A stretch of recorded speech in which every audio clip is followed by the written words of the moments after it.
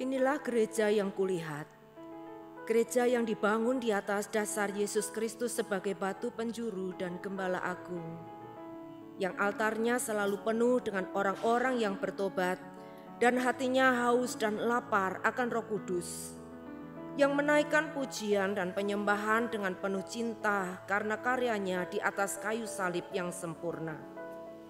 Inilah gereja yang kulihat, gereja yang menjadi rumah doa dan pemulihan bagi suku-suku bangsa dan bahasa. Rumah tempat kita semua bersatu hati, tumbuh bersama sampai serupa Kristus dan memenangkan jiwa. Yang sakit akan disembuhkan, yang lemah akan dikuatkan, saling menopang dan berbagi sebagai kesatuan tubuh Kristus dengan Yesus Kristus sebagai kepala. Inilah gereja yang kulihat, yang api kegerakan kasih-Nya tidak pernah padam dari generasi ke generasi, dan kerinduan hatinya untuk melayani dan menjangkau jiwa-jiwa yang terhilang. Gereja yang seperti lumbung Yusuf selalu diberkati dan menjadi berkat. Gereja yang mengabarkan pesan kebenaran Injil Kristus melalui media, kebudayaan, pendidikan, marketplace, keluarga, politik dan kesehatan. Gereja yang berdampak dan menjadi terang dan garam. Dan gereja yang kulihat itu adalah Kita.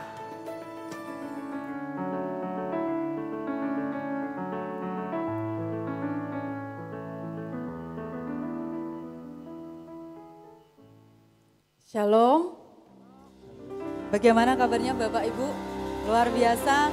Selamat Natal. Kita sudah selesai merayakan Yesus lahir di dalam dunia ini menebus saudara dan saya. Puji nama Tuhan. Pagi hari ini kita boleh datang kembali beribadah untuk bersama-sama meninggikan Dia, mengagungkan Dia. Mari sebelumnya saya undang semuanya bangkit berdiri. Kita akan memulai ibadah kita dengan doa. Kami bersyukur Tuhan untuk hari ini. Terima kasih untuk waktu yang Tuhan izinkan untuk kami boleh datang ke rumah-Mu. Tuhan, pagi hari ini kami mau meninggikan Engkau, kami mau menyembah Engkau. Tuhan melayakan, Tuhan menguduskan setiap kami. Terima kasih Tuhan Yesus, kami undang Kau ada di tempat ini, hadir memenuhi setiap hati kami, melawat setiap kami. Dan kami percaya Tuhan, Roh-Mu yang kudus itu ada buat setiap kami. Terima kasih Tuhan Yesus, kami siap untuk memuji Engkau, menyembah Engkau di dalam nama Yesus. Haleluya. Amin. Puji nama Tuhan. Kita sama-sama mengagungkan Dia. Kita sama-sama meninggikan Allah kita yang hidup. Dia yang sudah lahir. Dia yang sudah menebus dosa kita. Dan saat ini kita mau menyembah Dia. Haleluya. Dia lahir untuk kami. Dia mati untuk kami. Dia bangkit bagi kami semua. Dia itu Tuhan kami, Dia itu Allah kami, Sang penebus juru selamat dunia. Dia lahir untuk kami, Dia mati untuk kami, Dia bangkit bagi kami semua. Dia itu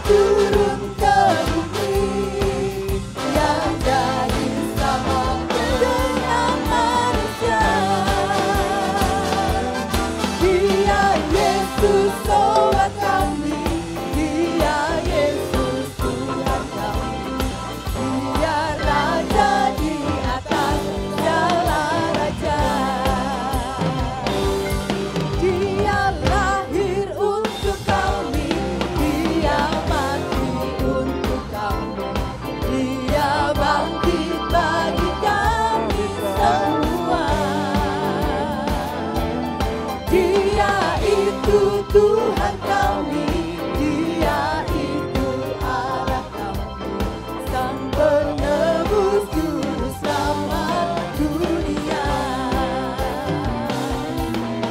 Dia itu firman Allah yang turun ke bumi, yang jadi sama dengan manusia.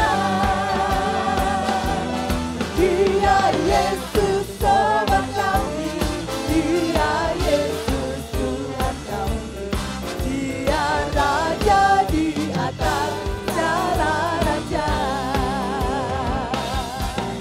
Dia itu firman Allah yang turun ke bumi, yang jadi sama dengan manusia.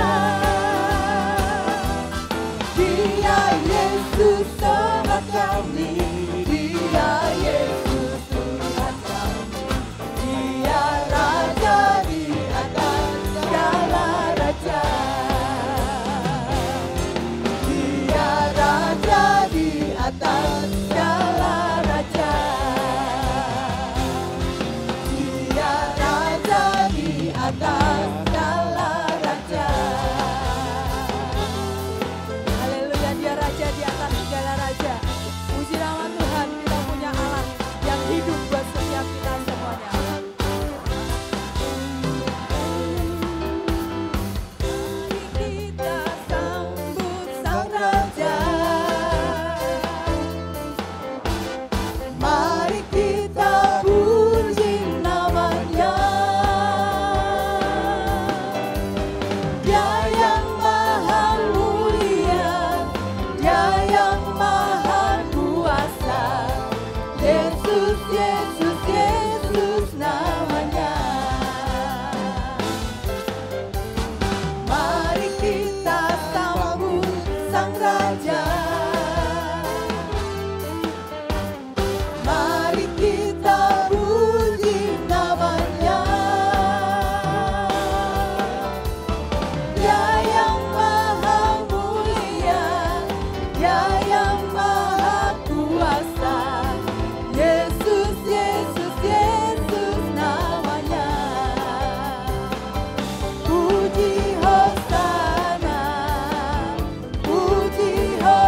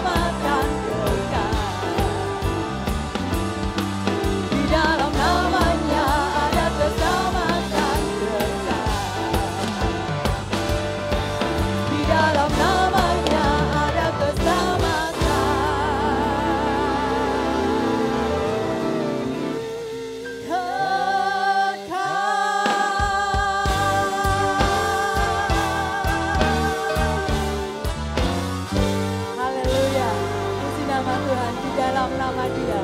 Ada keselamatan yang diberikan buat saudara dan saya. Saya persilakan duduk kembali. Kita mau teduhkan hati kita. Kita mau siapkan hati kita untuk kita menerima kebenaran firman Tuhan. Haleluya Yesus Tuhan. Terima kasih Tuhan. Engkau sungguh baik buat kami Tuhan.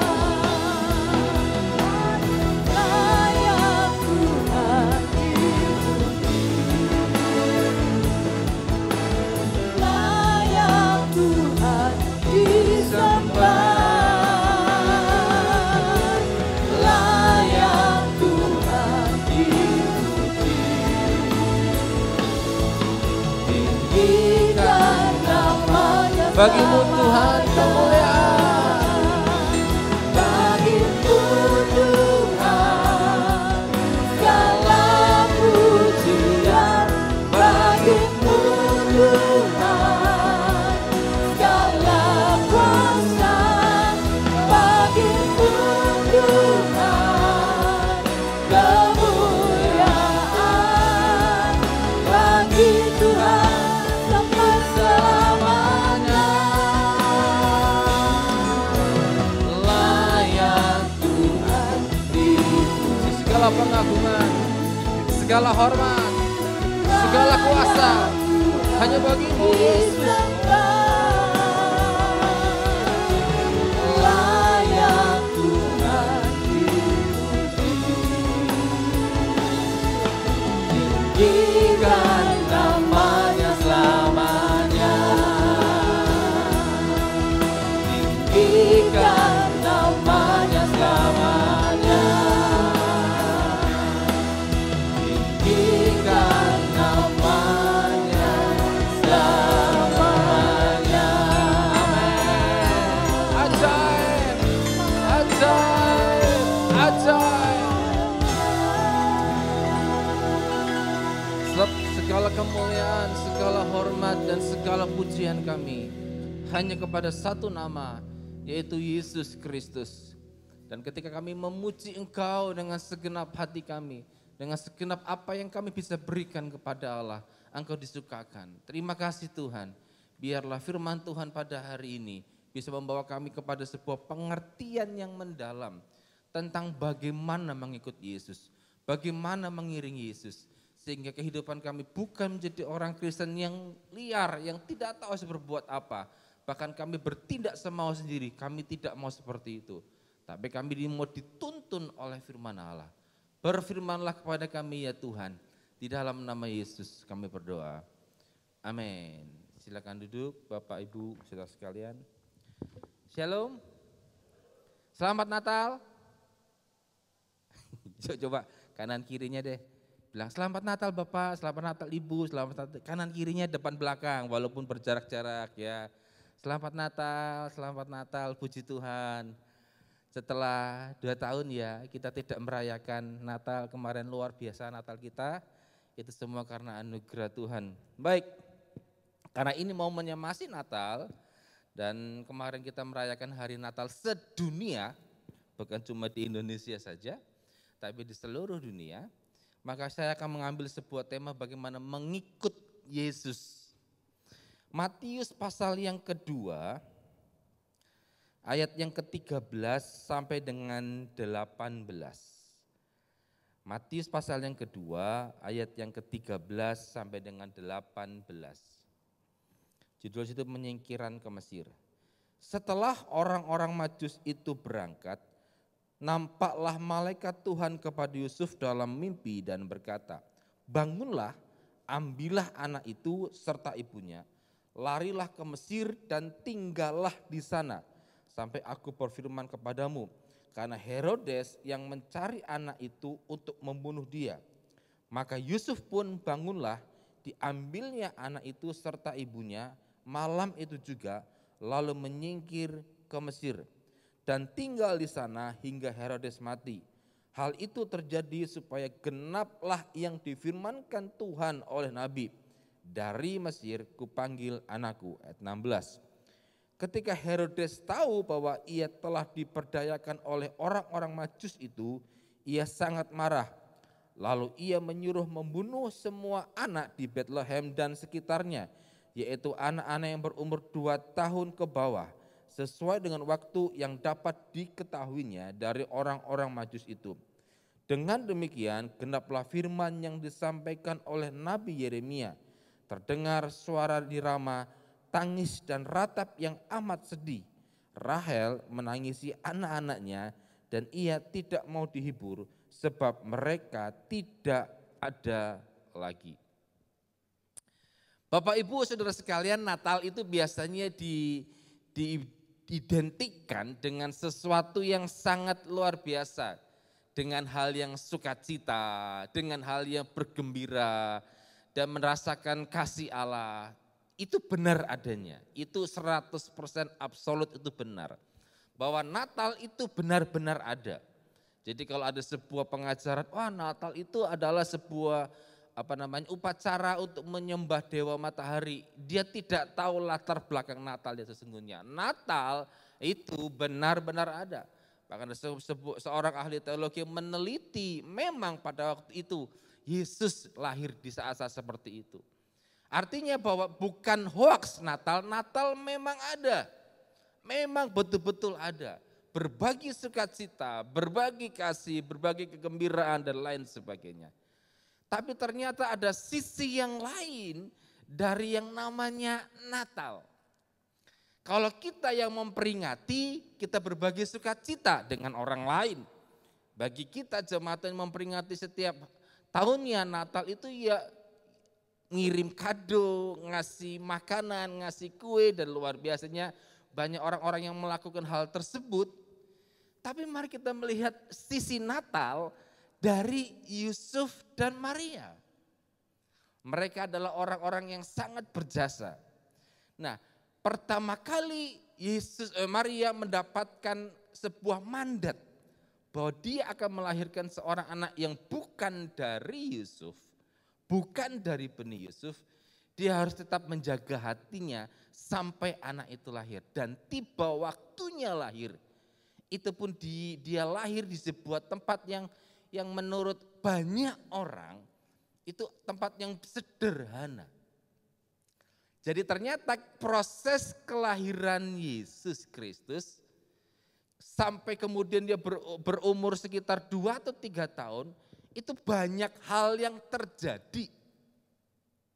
2 peristiwa Natal, yaitu Yesus lahir di kandang, dan kemudian yang kedua peristiwa pembunuhan anak-anak, itu nyaris orang tidak selalu memberitakannya. Tapi ini realita yang tercatat. Saya juga berpikir, kenapa kisah pembunuhan anak-anak di Bethlehem ini itu cuma ditulis oleh Matius. Injil Lukas enggak ada, Injil Markus, Yohanes juga tidak ada. Kenapa? Ada banyak orang berkata, iya Pak, karena enggak banyak. Saya kemudian mencari informasi Bapak Ibu. Saya mencari berbagai macam terjemahan, berbagai macam tulisan-tulisan. Kenapa cuma ada di Matius? Salah satunya bilang begini, diperkirakan memang tidak banyak sih yang dibunuh. Tapi sebuah catatan Yunani mencatat begini, bahwa Herodes membunuh sampai 14.000, katanya begitu catatan Yunani. Tapi kemudian oleh seorang ahli teologi yang mencari tahu, membuktikan bahwa enggak sampai segitu kok. Diperkirakan hanya 20 sampai 30 anak saja yang dibunuh pada waktu itu. Saya tidak mempermasalahkan masalah jumlah, tapi saya mempermasalahkan hal yang esensial di sini. Bahwa sejak Yesus lahir, sejak Natal itu dimulai, ada harga yang harus dibayarkan. Supaya kita yang hari ini dengan sukacita merayakan Natal dengan luar biasa. Itu dulunya Yusuf dan Maria, mereka berani membayarkan sebuah harga yang tidak dilakukan oleh orang lain. Hanya mereka saja yang melakukan. Mari kita selidiki per perikop. Ayat yang ke-13. Setelah orang-orang Majus itu berangkat, nampaklah malaikat Tuhan kepada Yusuf dalam mimpi dan berkata, bangunlah, ambillah anak itu serta ibunya, larilah ke Mesir dan tinggallah di situ. Kata larilah, pergilah, itu hampir sama. Tapi kata ini punya pengertian segera. Jadi kata lari itu punya pengertian bukan lari secara fisik, lari begitu, enggak. Tapi punya perintah saat ini juga. Saat ini juga kamu harus pergi ke Mesir. Tinggallah di sana sampai aku berfirman. Ini perintah yang tidak mudah. Kenapa saya bilang tidak mudah? Ya dia punya seorang bayi yang pada waktu itu memang berumur sudah ini diperkirakan umur 1 tahun kurang lah. Tapi at least apapun yang terjadi, mereka hari itu juga. Dan saya membaca literatur Bapak Ibu, mereka melakukan hal itu di malam hari. Mereka pergi ke Mesir itu dilakukan di malam hari. Sebuah hal yang tidak pernah dia pikirkan sebelumnya. Dia harus membayarkan sebuah harga. Oke, kenapa? Kenapa harus pergi? Kenapa harus pergi? Kisahnya kemudian di perikop berikutnya, ternyata Herodes itu punya maksud tertentu, yaitu membunuh bayi. Saya berpikir begini Bapak Ibu, seandainya ini Yusuf itu tidak segera melakukannya, apakah terjadi pembunuhan? Saya kok sangat yakin ya, Yesus enggak dibunuh. Entah gimana caranya, karena dialah anak perjanjian. Gitu. Tapi yang saya kagum begini, bahwa sikap yang ditunjukkan oleh Yusuf, sikap yang ditunjukkan oleh Yusuf ketika dia mendapatkan sesuatu dan Tuhan bilang larilah segera, dan dia melakukan pada saat itu juga packing. Kalau kita seorang diri pergi itu gampang, tapi ini bawa anak kecil, bawa segala perlengkapan yang diperlukan. Pertanyaan kedua begini, nanti di Mesir tinggal di mana? Kemudian apa yang harus dilakukan?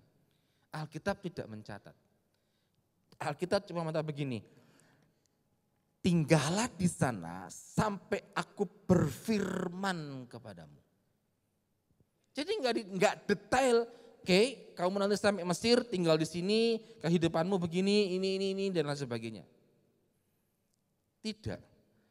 Ternyata ada maksud dan tujuan ilahi. Apakah Allah membiarkan mereka sendiri? Oh tidak.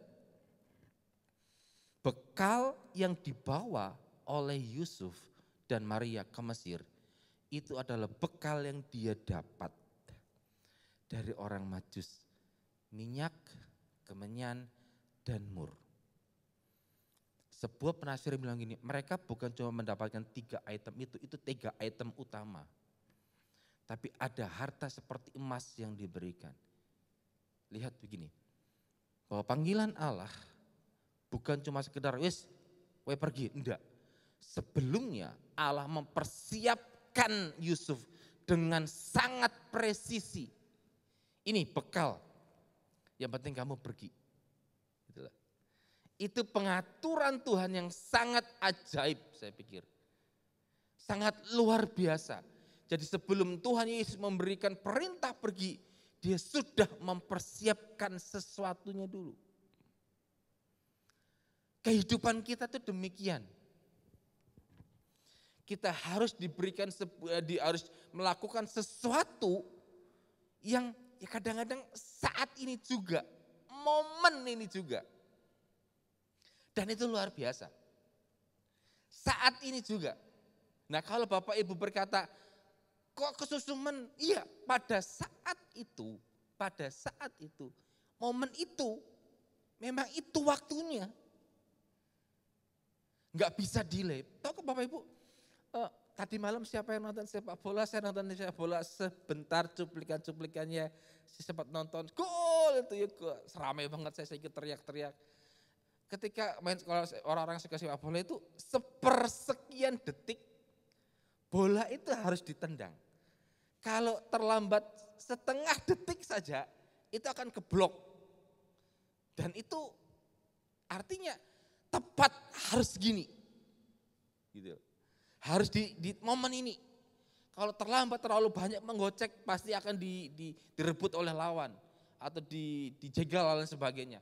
Harus ada sebuah momen ini. Demikian pula kehidupan kita. Kadang Allah memberikan kepada kita sebuah perintah sekarang, saat ini momennya. Tapi kita berkata, enggak ya nanti. Nah delay itulah yang kemudian kita tidak bisa mengenapi seluruh rencana Allah. Cerita kesaksian sedikit. Dulu waktu masih anak-anak FMCC, angkatan kedua kan pandemi mulai berjalan, Pak Ibu ya. Ibu Gembala telepon saya, Pak Ade ini pandemi, yes. Di beberapa sekolah teologi yang lain memang mereka memulangkan murid-muridnya dan itu sangat bijaksana. Saya pikir itu sangat baik, sangat bijaksana. Ini nyawa ini, pada waktu itu kan corona berhubungan dengan nyawa. Ibu Gembala bilang gini, Pak Ade anak-anak besok pulang ya, anak-anak pulang ya. Terus saya bilang kepada Ibu Gembala, oke Bu, rapat dulu ya, gak usah. Kapan pulangnya? Besok. Itu luar biasa, itu pengalaman. Saya dengan Pak Agus, ayo, langsung berangkat ke mana, ke kumpulkan mereka di sana. Dia ngomong, kita tidak tahu corona sampai kapan. Tapi kalau memang rencana Allah itu tidak pernah gagal. Mereka amin. Oke, untuk sementara sekolah ini kita cancel dulu ya. Bukan berarti putus hubungan, tidak, saya bilang begitu. Tapi nanti waktu Tuhan, kalau Allah mengizinkan kita bertemu, kita pasti bertemu.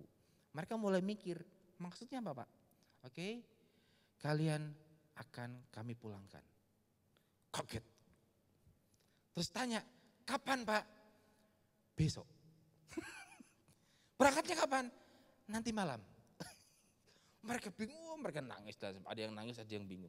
Enggak apa-apa, jangan takut. Itu momen.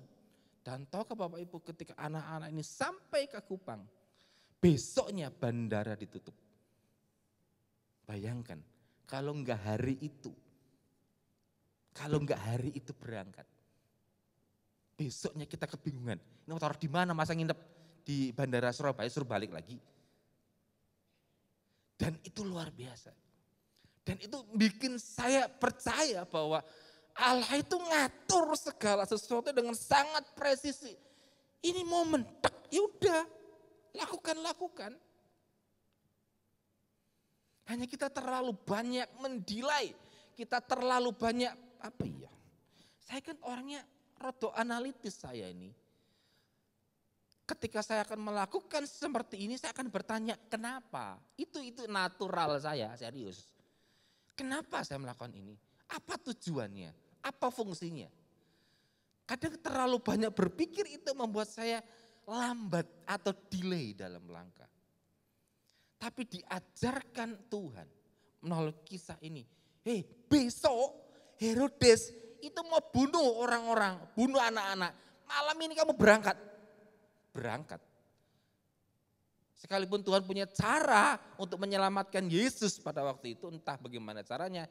Tapi cara yang Tuhan pakai melalui Yusuf adalah kamu pergi sekarang.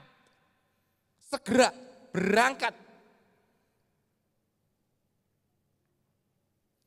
Saya dengan istri saya itu lagi minum kopi. Bapak Ibu lagi minum kopi. Istri saya ngeteh lah minuman. Tiba-tiba Pak Agus telepon. Ibu Gembala telepon Pak Agus. Pak Agus, kita saatnya mau mengirim bantuan ke Kupang yang waktu badai Seroja kemarin itu loh. Kemudian, oh iya Bu, itu malam teleponnya sekitar jam 9:30 malam. Kapan Bu berangkatnya? Besok pagi.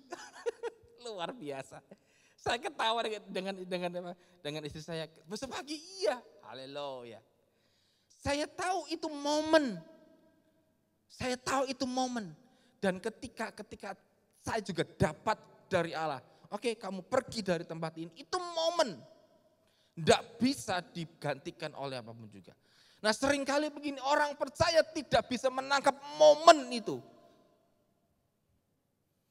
Tidak bisa menangkap ini waktu yang tepat untuk aku melangkah.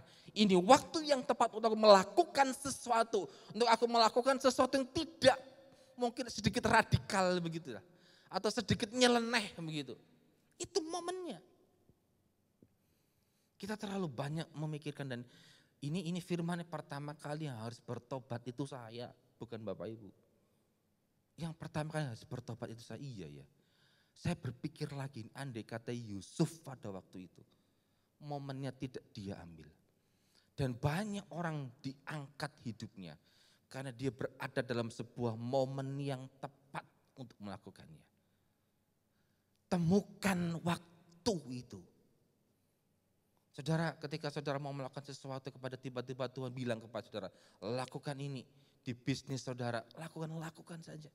Enggak tahu nanti efeknya apa. Dan ketika saya dan istri digerakkan membantu seseorang dalam kuliahnya, kita kasih uang dia begitu. Saya bilang kepada dia, bantu aja, dia memang perlu uang. Nanti sebentar lagi anak kita kuliah, mungkin saja dia akan dibantu orang lain, kita tidak tahu. Karena itu momen yang tepat untuk kita bantu. Kadang Allah tuh pergerakannya begitu loh. Kadang Allah tuh pergerakannya sangat terstruktur. Tapi kadang-kadang Allah pergerakannya sekarang. Tapi ketika Allah berkata momennya sekarang, bukan berarti dia meninggalkan sendiri, enggak. Sebelumnya mereka sudah bertemu dengan orang Majus. Dan hal itu menjadi hal yang bekalnya. Lihat, temukan momen saudara. Temukan timing saudara di hari Natal ini. Momen untuk berubah. Momen Natal di mana kita bisa berbagi sukacita. Pak Lukas memberikan kesaksian di grup Gembala FA ketika FA-nya datang ke seorang jemaat yang tinggal sendiri Christmas Carol kemarin. Wah, itu luar biasa. Itu momennya memang merayakan Natal. Bahkan di FA saya, ketika saya di FA saya di Pengkol gereja, saya jemput ke Mbah Ngarmi. Ada jemaat kami di Pengkol. Pak, aku tingesane banget mbak ibu kui. Oh iya toh, iya. Tak sangoni Pak pulangnya Pak. Piro? Dia sebutkan angka semua nominal uang sekian. Dan bukan cuma satu orang. Saya bilang kepada orang itu, Bu, itu momen yang tepat. Itu momen yang tepat. Terus dia bilangin, aku raiso turu gitu ya Pak. Loh kenapa Bu?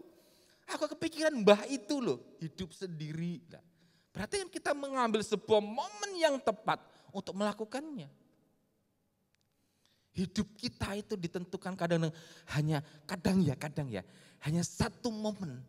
Dan kita tepat melakukannya.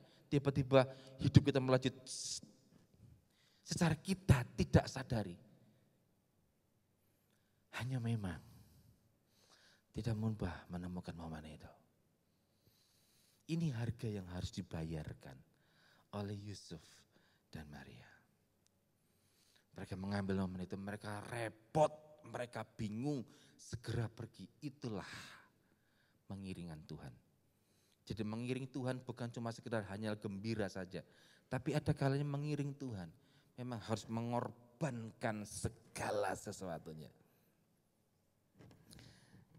Ayat yang ke-14. Maka Yusuf pun bangun, diambilnya anak itu serta ibunya malam itu juga, oke? Lalu menyingkir ke Mesir. Jadi saya melihat ini ya, melihat survei ya, ternyata orang bermimpi itu enggak jam-jaman loh Bapak Ibu. Orang bermimpi itu kadang-kadang cuma 5 menit. Jadi enggak sampai 1 jam, enggak. Perasaan kita aja kayaknya 1 jam. Tapi sebuah penelitian berkata bahwa orang bermimpi itu maksimal 15 menit tok. Maksimal. Nah dalam 15 menit itu dalam mimpinya bisa berapa drama itu. Nah, artinya ketika Tuhan pertama memberikan sebuah mimpi kepada Yusuf, dia terbangun dan langsung pergi. Itu momennya. Ciptakan sesuatu yang berharga di hari Natal ini Bapak Ibu. Bisa jadi di momen Natal inilah, momen yang dimana Tuhan siap mengangkat saudara. Saya tidak tahu itu apa nanti, tapi ketika saudara menemukan timing itu, momen itu, jangan lepaskan, segera lakukan. Ketika Allah berkata, pergi, lakukan, berhenti. Stop. Kanan. Tapi kemampuan untuk mendengar itu tidak mudah. Dan kemampuan untuk melakukannya pun tidak mudah. Teman saya 120 kilogram. Saya kan ya nggak terlalu berat-berat aman walaupun udah gempal didik. Sepedanya ontel Bapak Ibu, sepeda tua. ontel, sepeda, bukan ontel, sepeda apa nama zaman dulu itu, sepeda onta. Istrinya beratnya 90 kg. Bayangkan, sepeda onta dia 120 kg, istrinya 90 kg. Dia tidak punya motor, punyanya sepeda. Dia punya bisnis balon. Jadi dia kalau ada ulang tahun, dia tawarin gitu, wah ada ulang tahun, dia siapin dekorasinya, balon-balonnya, bukan cuma balon, dekorasi styrofoam, semuanya dekorasi untuk ulang tahun, resepsi pernikahan dan ya untuk hal tunangan begitulah. Resepsi pernikahan belum, karena itu besar, ini baru ulang tahun dan pertunangan begitu di rumah-rumah. Dia usahanya itu. Pertama kali saya tahu memulai bisnisnya itu enggak mudah. Berapa kali, 1 bulan tuh hanya dia harus beli ban dalam. Karena sering bocor. Bayangkan 120 kilogram, istrinya 90 kilogram. Boncengan naik sepeda onta. Kemudian orang tuanya beli sepeda baru. Sepedanya dia, sepeda motornya dia dikasih ke ini, kamu dikasih. Puji Tuhan ada motor, pinjaman orang tua, puji Tuhan. Dan dia melakukan bertahun-tahun pekerjaan itu. Sampai ada satu momen, pada waktu itu saya ingat sekali, Hari Raya Idul Fitri, dia tiba-tiba dapat orderan, bisa bikin parcel? Oh bisa, berapa om? 50? Dia godain, enggak. Berapa? 100? Dia godain begitu, 100 paket? Enggak. Berapa? 1.500. Kaget dia. 1.500? Iya. Bisa enggak? Minggu depan, dia punya waktu cuma 45 hari. Minggu depan 1.500. Dia bilang sama istrinya, gimana ya? Kita terima enggak? Terima nih, terima. Mereka diskusi, oke terima. Tapi kita minta DP, di DP. Dia mengerjakan dengan segenap hati, ngelembur sampai 45 hari, 1.500 paket. Dia keliling cari sirup yang murah, yang promo itu di mana, di semua. Dia cari, dia kerjakan. Tahu enggak? Ketika dia menerima momen itu, hidupnya itu dibalik Tuhan sedemikian rupa. Dalam waktu 1 bulan kemudian, itu dia memiliki sebuah usaha, sepertinya masih sama, tapi ada seperti peningkatan yang tajam. Dia bisa beli mobil untuk usahanya. Dia bisa kontrak rumah yang lebih layak. Dan sejak saat itu seakan-akan percepatannya bisnisnya itu masih sama, bisnis masih sama. Tapi dia ambil momen itu, berat enggak berat. 4 hari dia, 45 hari dia enggak tidur dengan nyenyak. Tapi itu momennya dia dan Tuhan angkat. Itu loh, hal-hal demikian loh. Jadi ketika saudara menemukan hal itu, jangan pernah lari. Jangan pernah tunda. Segera lakukan. Segera lakukan. Saya kan senang film action terutama yang berhubungan dengan sniper. Tepat gitu kan, tepat sniper gitu. Nah sniper cuma mikir, anginnya harus dipikirkan kira-kira berapa knot. Kemudian jaraknya itu berapa ratus meter. Tepat, karena kan orang sniper biasanya menembak sesuatu yang bergerak. Kebanyakan begitu. Bayangkan kalau bergeraknya itu pakai mobil orangnya. Dia harus momennya sangat tepat. Dia harus tahu kecepatan peluru sampai ke sana. Itu kalau terlambat sepersekian detik saja miss. Enggak dapat. Itu momen. Temukan momen saudara. Yang kedua, ke perikop berikutnya. Ayat 16, ketika Herodes tahu bahwa ia telah diperdayakan oleh orang-orang Majus, ia sangat marah. Lalu ia menyuruh membunuh semua anak di Bethlehem dan sekitarnya. Yaitu anak-anak yang berumur 2 tahun ke bawah sesuai dengan waktu yang dapat diketahuinya dari orang-orang Majus itu. Dari sejak Natal itu ada dari sejak kelahiran Yesus itu di dunia, dari sejak kecilnya, ternyata hidup ini penuh dengan sebuah ada korban yang harus diberikan. Ada seorang anti teologi Kristen, dia bilang begini, itu kan Yesus itu lahir kontroversial di dunia, buktinya banyak bayi-bayi mati. Mana mungkin seorang yang diagungkan kok punya latar belakang sejarah yang tidak menyenangkan. Dia bilang begitu. Tapi kemudian dibantah oleh orang yang lain. Dia bilang tidak, rencana Allah akan selalu ada yang menggagalkan. Oke? Rencana Tuhan akan selalu ada yang menggagalkan. Di teks ini Herodes berusaha menggagalkan. Tapi Tuhan sangat mengerti. Maka dia tetap Yusuf tetap melakukan kehendak Allah. Oke, ketika sudah menangkap momen, lakukan, bukan berarti kemudian semua baik-baik saja, enggak. Tetap ada halang, tetap ada sebuah pengorbanan. Tapi ketahuilah Bapak Ibu bahwa rencana Tuhan itu tidak akan pernah bisa dibatalkan oleh apapun juga. Ayub pasal yang ke-42 ayat yang kedua. Dia bilang gini, aku tahu bahwa engkau sanggup melakukan segala sesuatu dan tidak ada rencanamu yang gagal. Ini Ayub bilang begini, Tuhan tidak ada rencanamu yang gagal. Ketika orang mulai mereka-rekakan sesuatu yang tidak baik untuk menggagalkan rencana Allah, saya bilang kepada saudara, tidak akan pernah bisa. Sebab rancangan Tuhan tidak pernah bisa digagalkan oleh apapun dan siapapun. Tak, kenyataannya kenapa dia terpuruk?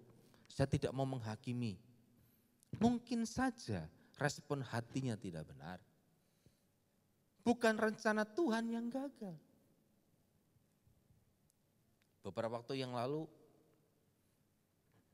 saya mendapat impresi dari Tuhan ketika saya berdoa. Ini yang harus kamu lakukan, ini serius. Saya bilang itu berat banget Tuhan, berat banget. Terus saya sharing dengan teman, aku kok begini ya, dapat ini. Terus dilakukan enggak? Belum Dibilang gini, kalau kamu tidak lakukan, Tuhan akan pakai orang lain untuk melakukan. Dan kemuliaannya akan diberikan kepada orang itu. Kaget saya. Wah iya betul aku salah. Itulah. Allah tuh punya 1001 cara untuk melakukannya. Dan kalau saudara tidak mau dipakai Tuhan, maka Allah bisa memakai orang lain untuk menggenapi semuanya. Dan ketika orang lain yang menggenapi semua rencananya, maka dia akan mendapatkan seluruh kompensasi yang dia terima dari Allah. Dan kemudian kita berkata iri, wah iya ya gitu, karena itu enggak bisa. Karena dia melakukan momennya, dia melaksanakan momennya dia dengan tepat. Dan ketika ada banyak halangan yang berusaha untuk menggagalkannya, dia tetap kekeh, dia tetap tertuju, dia tetap fokus. Enggak, ini harus aku lakukan. Ketika Tuhan sudah berfirman dan mengatakan sesuatu kepada saudara, dan ada orang-orang tertentu yang berusaha untuk menggagalkannya, ada situasi keadaan yang berusaha menggagalkannya, saya berkata apa? Yang kedua gini, tetap berada dalam posisi yang benar saja.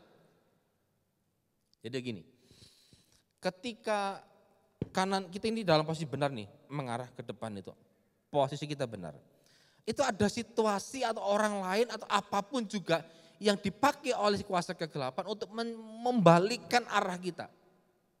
Mungkin kita didorong tiba-tiba, mungkin kita dijelungupkan, mungkin kita tiba-tiba ada masalah, mungkin di depan ada batu yang besar atau di jalannya dikasih oli supaya kita tergelincir, ada aja.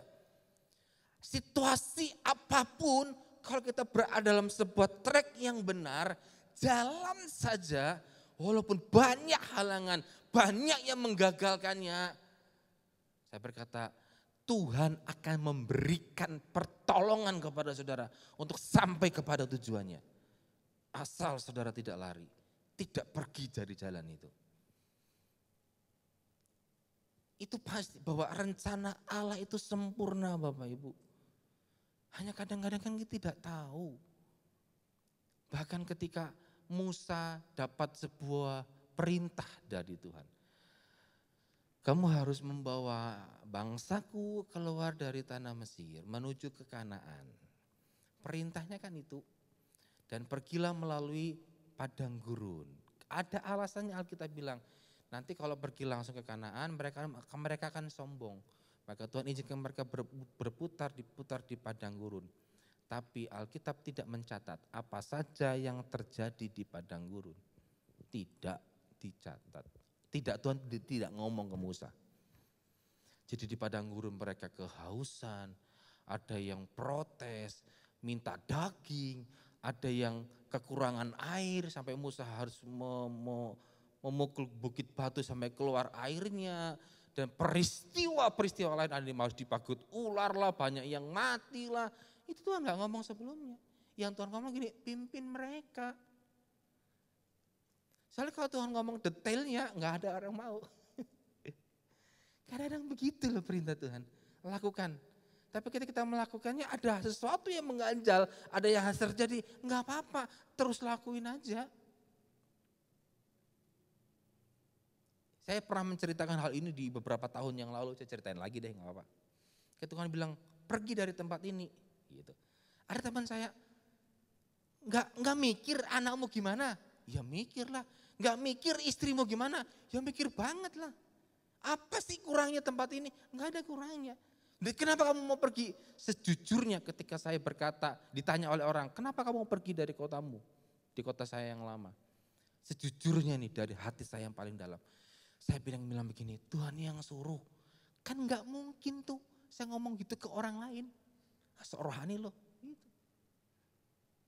Sejujurnya begitu. Dan Tuhan suruh memang. Capek nggak capek. Tapi saya tahu ada harga. Dan orang berkata, halah nggak usah repot-repot. Nanti gini-gini. Ada orang-orang tertentu yang berusaha menggagalkannya. Oh sudah nggak usah. Tapi saya bilang kalau saya tetap berdiri kekeh. Tetap berada di situ. Tuhan memberikan kemampuan saya untuk melakukannya. Yusuf Maria, dia tetap berjalan, dia tetap pergi. Sekalipun kemudian Herodes dengan berbagai macam caranya memberikan sebuah peristiwa yang sangat tragis pada waktu pembunuhan anak-anak. Tapi rencana Tuhan tetap tidak pernah gagal dalam kehidupan saudara. Ngikut Tuhan itu gitu. Jadi Natal di tahun ini, dapatkan momen saudara, berjalan dalam momen saudara, bertahanlah dalam momen saudara. Walaupun banyak orang-orang berusaha untuk menggagalkan, bertahanlah di situ, sampailah pada waktu itu. Ketika saudara sampai dan menyelesaikannya, saudara akan sadar ternyata loh ya. Saya memanggil pemain musik, worship leader. Mengiring Tuhan memang butuh harga yang harus dibayarkan. Mengiring Tuhan itu enggak mudah. Ada sesuatu yang harus memang ditanggalkan. Kadang-kadang semakin besar rencana Tuhan itu diberikan kepada saudara. Semakin besar rencananya, semakin besar tantangannya. Tapi semakin besar juga kekuatannya diberikan Tuhan kepada kita. Menjadi sebuah kesukaan bagi Tuhan ketika dia melihat anaknya, wow, kamu berkorban nih. Kamu berkorban. Kamu mengikuti jalanku. Sekalipun bagimu itu susah, itu berat. Tapi kamu mengambil momenmu. Tuhan di surga, wow, you are amazing. ciptakan sesuatu yang saudara bisa lakukan ketika sudah menemukan momen itu.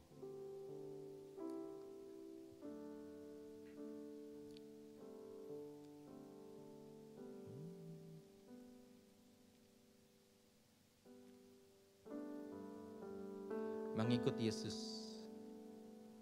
Kita tampilkan teksnya.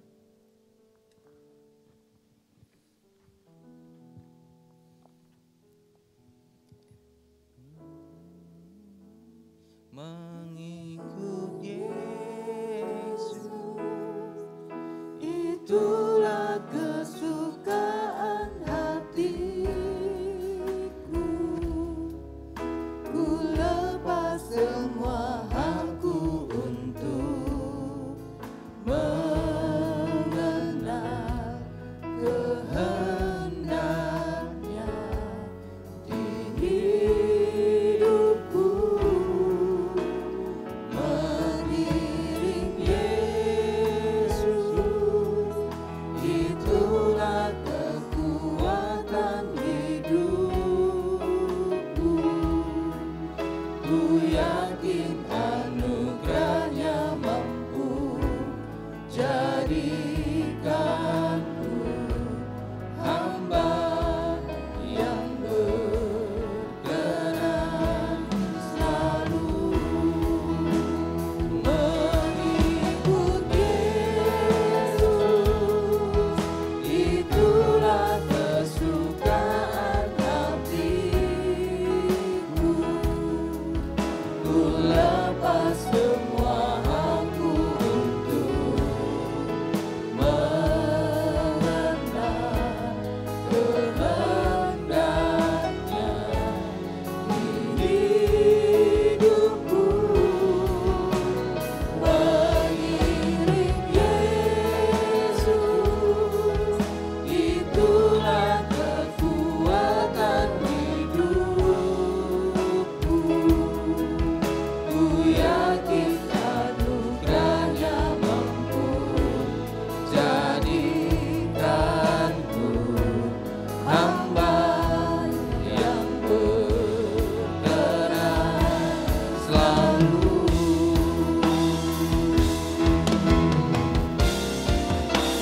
Mengikut Yesus, itulah kesukaan hatiku. Ku lepas semua hakku untuk mengenal kehendaknya di hidupku. Mengiring Yesus, itulah kekuatan hidupku. Ku yakin anugerahnya mampu jadikanku hamba. Dengan lebih sungguh lagi, aku mau mengikut Yesus apapun yang terjadi. Mengikut Yesus, itulah kesukaan hatiku. Ku lepas semua hakku untuk mengenal kehendaknya di hidupku.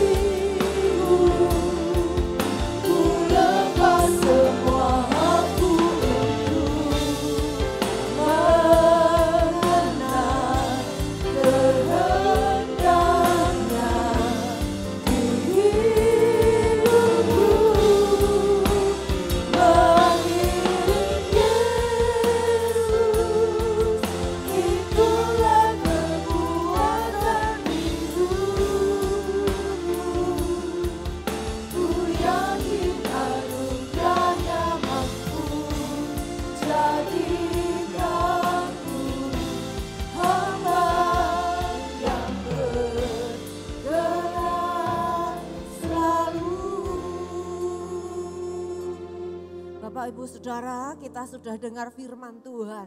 Sebagaimana Yusuf dan Maria, dia dipilih oleh Allah menerima kasih karunia karena Allah punya tujuan rencana untuk menjadi berkat, bahkan menjadi berkat bagi kita semua sampai hari ini. Demikian juga saudara dan saya, kita orang yang dipilih Tuhan dan telah terima kasih karunia Allah. Tuhan punya rencana dan tujuan buat setiap kita, hidup kita berdampak jadi berkat. Untuk keluarga, untuk sekitar kita, bahkan mungkin untuk kota dan bangsa ini. Dibutuhkan dikatakan satu langkah, yaitu ketaatan untuk kita ini melakukan sesuatu pada momennya Tuhan. Dibutuhkan hati yang selalu mau dengar Tuhan, taat, langsung melakukannya tanpa menunda. Nah, sering kali kita berkata sama Tuhan, Tuhan, aku tuh disuruh Tuhan untuk ini, apakah betul? Nanti dulu Tuhan, aku masih cari peneguhan, apakah betul ini dari Tuhan? Kalau sesuatu yang baik, saudaraku, contoh saudara disuruh, inilah momennya kamu melepaskan pengampunan yang mungkin itu sudah bertahun-tahun lamanya. Sakit hati, rasa marah, kecewa, dendam masih ada di dalam hati. Kalau Tuhan katakan ini momennya kamu melepaskan pengampunan dan bahkan berkati orang yang pernah mengecewakan hatimu. Kasih dia, inilah momennya. Saudara berkata, apakah saya bisa melakukan itu? Rasanya sakitnya masih di sini, itu lama sakit sekali. Saudara, Tuhan adalah Tuhan Jehovah Jireh. Dia Allah yang menyediakan semua keperluannya Yusuf dan Maria dan Yesus dikatakan segera lari ke Mesir. Tuhan sediakan, Allah bertanggung jawab. Demikian juga kesanggupan kita melepaskan pengampunan, memberkati orang yang pernah mengecewakan kita, mengasihi orang yang pernah menyakiti kita. Kesanggupan itu dari siapa? Penyediaan itu dari siapa? Dari Tuhan sendiri. Amin, amin. Kalau saudara mungkin saat ini sedang membutuhkan sendiri sesuatu, Tuhan katakan beri pada orang itu. Saudara katakan, nanti saya gimana? Apakah Tuhan gak bisa bertanggung jawab atas kita? Beri, kamu akan diberi. Janda di Sarfat, cuman punya itu aja. Ya, cuman sedikit tepung dan sedikit minyak. Tapi Tuhan katakan, Elia katakan, buat dulu untuk aku. Ya, roti bundar kecil, setelah itu buat untukmu dan anakmu. Maka tepung dan roti itu pun tidak pernah habis. Lakukan tepat, segera di dalam momennya Tuhan. Hari ini Tuhan bicara lewat firman Tuhan. Apa yang saudara sedang dengar dari Tuhan, lakukan dengan tidak menunda. Amin. Mengiring Yesus, itulah kesukaan hatiku. Ku lepas semua hakku untuk mengenal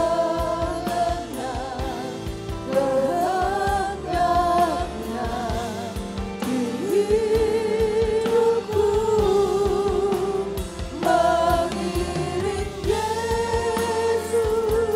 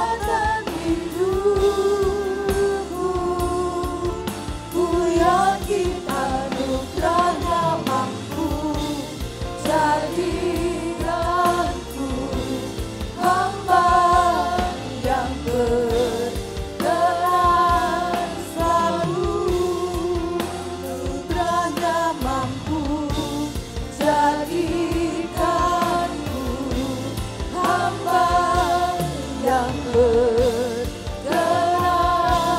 selalu anugerahnya mampu jadikanku hamba yang berkenan selalu. Haleluya, haleluya, haleluya. Terima kasih Tuhan, anugerah-Mu mengalir bagi kami. Terima kasih Tuhan. Haleluya. Terima kasih Tuhan. Tuhan, kami sungguh bersyukur untuk firman-Mu yang sudah bicara buat kami pada pagi hari ini.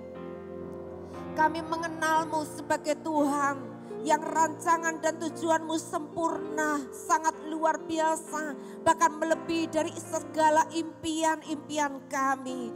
Tuhan, tolonglah kami agar kami boleh tetap berjalan dalam kehendak rencana-Mu. Tuhan, tolong kami agar kami ini Tuhan, kami terus memiliki hati yang percaya kepada Tuhan, memiliki langkah-langkah ketaatan dengan tidak menunda. Kami boleh menangkap setiap momen Tuhan dalam hidup kami ini. Karena kami percaya ada sesuatu yang ilahi, ada sesuatu yang ajaib yang Tuhan sudah sediakan buat setiap kami untuk mengubah kehidupan kami, mengubah masa depan kami. Engkau mau kehidupan kami terus naik dan tidak akan turun, menjadi kepala dan bukan ekor, menjadi berkat bagi banyak orang sehingga nama Tuhan dipermuliakan. Engkau melihat setiap keadaan kami masing-masing. Mungkin ada yang datang Tuhan dengan beban yang begitu berat, dengan rasa pahit yang begitu dalam. Mungkin ada yang datang dengan mengalami kekurangan, bahkan ada yang datang dengan sakit penyakit, pergumulan air mata. Tetapi kami menangkap firman Tuhan ini, diperlukan hati yang terus untuk kami ini dapat menangkap suara Tuhan, menangkap firman-Mu ya Tuhan. Berikan kepada kami hati yang taat, melakukannya dengan tidak menunda. Sehingga Tuhan, apa yang menjadi momen Tuhan itu betul-betul itulah saat di mana yang menentukan perubahan kehidupan kami ini. Terima kasih, kami bersyukur. Mari Engkau menjamah setiap kami. Karena kami tahu kekuatan kami, kesanggupan kami ini datangnya dari Tuhan sendiri. Terpujilah nama-Mu Tuhan. Kau berkati hamba-Mu yang sudah menjadi berkat pada pagi hari ini. Tambahkan segala hikmat pengertian, tambahkan urapan wibawa kuasa-Mu. Hamba-Mu boleh menjadi berkat dimanapun Engkau pakai dia. Terima kasih, kami semua diberkati dan kami percaya Roh Kudus Engkau bekerja dalam hidup kami ini. Tidak hanya di tempat ini kami mendengar, tapi keluar dari tempat ini kami menjadi pelaku-pelaku firman-Mu. Terima kasih, melakukan kehendak-Mu, menyangkal diri kami. Tuhan, itulah yang membuat kehidupan kami ini mendapat perkenanan Tuhan, menyenangkan hati Tuhan. Terima kasih Bapa, di dalam nama Yesus kami berdoa, kami bersyukur. Haleluya, amin. Silakan duduk Bapak Ibu Saudara. Kita akan mendengarkan pengumuman terlebih dahulu dan kita boleh menyiapkan persembahan kita. Jemaat Tuhan, di masa perkenanan ini mari kita persiapkan diri kita untuk menyambut tahun 2022 dengan sebaik mungkin. Karena waktunya sudah dekat dan sudah di ambang pintu. Firman Tuhan dalam Matius 3 ayat 12, demikian alat penampi sudah di tangannya. Ia akan bersihkan tempat pengirikannya dan mengumpulkan gandumnya ke dalam lumbung. Tetapi debu jerami itu akan dibakarnya dalam api yang tidak terpadamkan.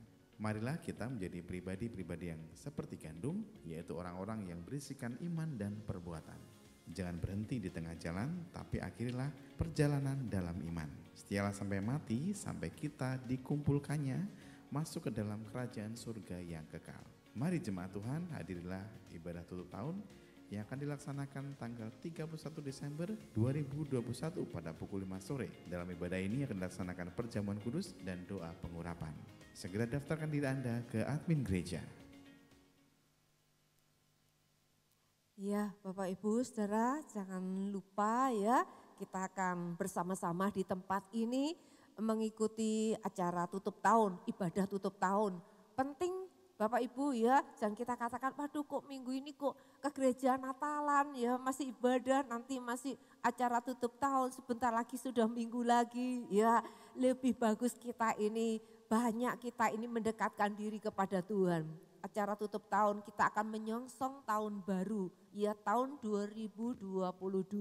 Kita tidak tahu apa yang akan terjadi, tetapi orang yang mengandalkan Tuhan akan mendapatkan kekuatan baru seperti burung Raja Wali. Amin. Kita akan masuk di tahun 2022 dengan iman, dengan keyakinan, dengan keteguhan hati, dengan penyertaan Tuhan. Kita mau bersama-sama hadir di tempat ini jam 5 sore. Persiapkan diri, kita juga akan mengikuti perjamuan kudus dan pengurapan. Ya, Tuhan memberkati kita semuanya. Mari kita sama-sama bangkit berdiri. El Shaddai, El Shaddai, Allah Maha Kuasa, Ya besar, Ya besar, El Shaddai mulia. Mari dengan angkat tangan kita katakan El Shaddai, El Shaddai, Allah Maha Kuasa, berkatnya berlimpah, El Shaddai.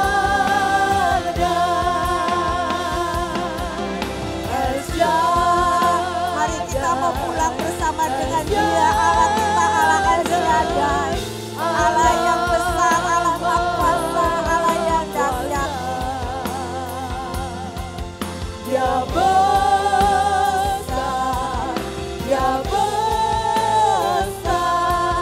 El Shaddai mulia, El Shaddai, El Shaddai, Allah Maha Kuasa,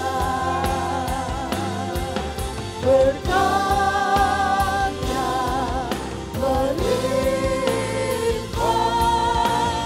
El Shaddai, berkatnya berlimpah, El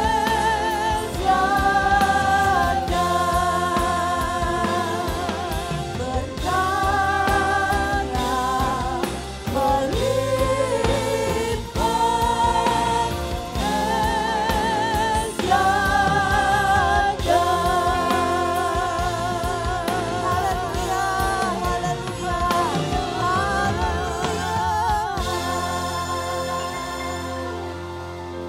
Tuhan, kami kagum kepada Engkau, kami bersyukur karena kami jadi anak-anak-Mu, kami jadi milik kepunyaan-Mu. Engkaulah Bapa kami, Allah El Shaddai itu.